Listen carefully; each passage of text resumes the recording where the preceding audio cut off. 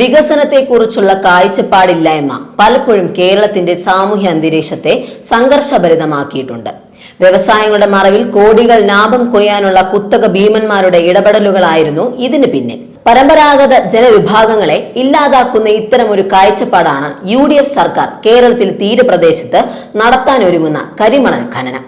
സ്വകാര്യ നിക്ഷേപം ആകർഷിക്കുകയെന്ന കേന്ദ്രത്തിന്റെ കോറിഡോർ സമ്മിശ്ര സമ്പദ് വ്യവസ്ഥ പദ്ധതിയോട് ചേർന്നതാണ് മിഷൻ സമുദ്ര maritime museum, rare earth and critical minerals corridor എന്നിവ സംസ്ഥാന സർക്കാർ നടപ്പാക്കുക. കേരളം കണ്ട ഏറ്റവും വലിയ രാഷ്ട്രീയ കുംഭകോണമായിരുന്നു ആലപ്പുഴ ജില്ലയിലെ കരിമണൽ ഖനനവുമായി ബന്ധപ്പെട്ട് 2003 നടന്നത്. കരിമണൽ മാഫിയ ഖനനം നടത്തുവാൻ വൻ സന്നാഹവുമായി രംഗത്തിറങ്ങി. എന്നാൽ അതിനെതിരെ തുടക്കം മുതൽ ശക്തമായ നിലപാടെടുത്ത ഏക രാഷ്ട്രീയ പാർട്ടി CPI മാത്രമായിരുന്നു. തീരദേശത്തെ ഖനന ലോബികൾക്ക് വിട്ടുകൊടുക്കില്ലെന്ന പ്രഖ്യാപനവുമായി CPIയുടെയും AIYFന്റെയും നേതൃത്വത്തിൽ ആലപ്പുഴയുടെ തീരദേശങ്ങളിൽ വ്യാപകമായ പ്രതിഷേധങ്ങൾ അലയടിച്ചു. കരിമണൽ കമ്പനി വാങ്ങിക്കൂട്ടിയ സ്ഥലത്തെ അതിർത്തി കല്ലുകൾ AIYF പ്രവർത്തകർ ഊരിയെറിഞ്ഞു. CPI MLAമാർ നിയമസഭയ്ക്കകത്ത് സ്വകാര്യ മേഖലയ്ക്കുള്ള ഖനനാനുമതിക്കെതിരെ ശക്തമായി ശബ്ദമുയർത്തി. പല രാഷ്ട്രീയ പാർട്ടി നേതൃത്വത്തെയും കരിമണൽ ഭീമന്മാർ വിലക്കെടുത്തപ്പോൾ കറപുരളാതെ അടിയുറച്ചു നിന്നത് CPI മാത്രമായിരുന്നു. തുടർന്ന് പ്രശസ്ത പരിസ്ഥിതി പ്രവർത്തക മേധാ പട്കർ സമര പന്തലുകൾ സന്ദർശിച്ചതോടെ സമരം ദേശീയ ശ്രദ്ധ ആകർഷിച്ചു. ഇതോടെ സമരത്തിൽ നിന്ന് മുഖം തിരിച്ചു നിന്ന പല പാർട്ടികളും ജനകീയ സമിതികളുടെ ഭാഗമായി. തീരദേശത്ത് ജനവികാരം ശക്തമായപ്പോൾ അന്നത്തെ AK ആന്റണി സർക്കാർ പദ്ധതി ഉപേക്ഷിച്ചു. കരിമണലിന്റെ കഥ തുടങ്ങുന്നത് ബ്രിട്ടീഷ് കാലത്താണ്. കേരളത്തിൽ നിന്നും വിദേശത്തേക്ക് കയറ്റി അയച്ച കയറിൽ പറ്റിപ്പിടിച്ച കറുത്ത മണ്ണിലാണ് ആ രഹസ്യം ഒളിഞ്ഞിരുന്നത്. 1908 ഫെർഫാംബെർഗ് എന്ന ശാസ്ത്രജ്ഞൻ ലോകത്തോട് ആ സത്യം വിളിച്ചു പറഞ്ഞു.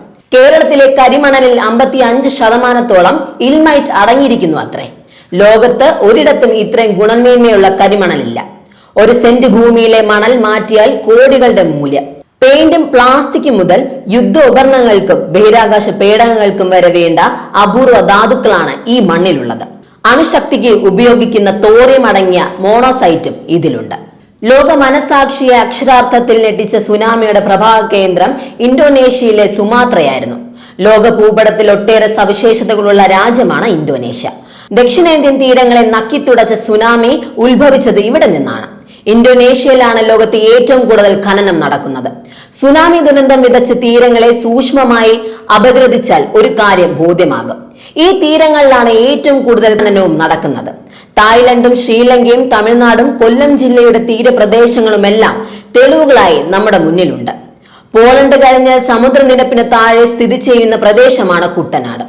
ആലപ്പുഴ ജില്ലയിലെ ഈ മണൽ ഖനനം കുട്ടനാട് എന്ന പ്രദേശത്തെ തന്നെ വെള്ളത്തിൽ മുക്കിക്കൊല്ലുമെന്നാണ് ശാസ്ത്രലോകത്തിന്റെ മുന്നറിയിപ്പ്. 1910 കരുനാഗപ്പള്ളിക്ക് അടുത്താണ് കേരളത്തിലെ ആദ്യത്തെ കരിമണൽ ഫാക്ടറി സ്ഥാപിച്ചത്.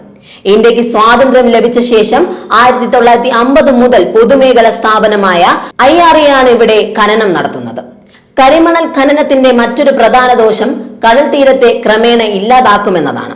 കൊല്ലം ജില്ലയിലെ ഖനനം നടത്തുന്ന പ്രദേശത്ത് 110 കൊല്ലത്തിനിടയിൽ 197.04 ഹെക്ടർ പ്രദേശം കടലെടുത്തു. കൂടാതെ ഖനനം മുതൽ കടലിന്റെ മണൽ നിക്ഷേപവും നഷ്ടമായി. ഇത് കടൽ ആക്രമണത്തിലേക്കായിരിക്കും നയിക്കുക. ഖനനം ഉയർത്തുന്ന മറ്റൊരു പ്രധാന വെല്ലുവിളി പ്രദേശത്തെ ജനങ്ങൾക്കുണ്ടാകുന്ന മാരക രോഗങ്ങളാണ്. ത്വക്ക് രോഗം മുതൽ ക്യാൻസർ വരെയുള്ളവയ്ക്ക് പ്രദേശവാസികൾ വിധേയരാകും. ലോകത്തിലെ ഏറ്റവും കൂടുതൽ റേഡിയേഷനുള്ള പ്രദേശമാണ് കൊല്ലം ജില്ലയിലെ ഖനനം നടക്കുന്ന ചവറ, നീണ്ടകര, പൊന്മന, ആലപ്പാട് പ്രദേശങ്ങൾ. കരിമണലിൽ അടങ്ങിയിരിക്കുന്ന തോറിയം ഏറെ അണുപ്രസര ശേഷിയുള്ളതാണ്. ഗർഭസ്ഥ ശിശു മുതൽ വൃദ്ധന്മാർ വരെ ഇവിടെ മാരകമായ രോഗങ്ങളുടെ പിടിയിലാണെന്ന് IRA മേഖലയിൽ നടത്തുന്ന പഠനങ്ങൾ വെളിപ്പെടുത്തുന്നു. കരിമണൽ ഭീമന്മാർക്ക് കൂടപിടിച്ച മുഖ്യമന്ത്രി VD സതീശന്റെ നേതൃത്വത്തിൽ സർക്കാർ ആലപ്പുഴ ജില്ലയുടെ തീരത്ത് ഖനനത്തിനൊരുങ്ങുമ്പോൾ തീരദേശം വീണ്ടും സമരഭരിതമാകുകയാണ്. കോടികളുടെ അഴിമതി ലക്ഷ്യമിട്ട് കേരള തീരത്തെ കുത്തകകൾക്ക് തീരെഴുതാനുള്ള നീക്കത്തെ രാഷ്ട്രീയ കേരളം തകർത്തെറിയും എന്ന് ഉറപ്പാണ്. നമുക്ക് ഇനിയെല്ലാം കാത്തിരുന്ന് കാണാം.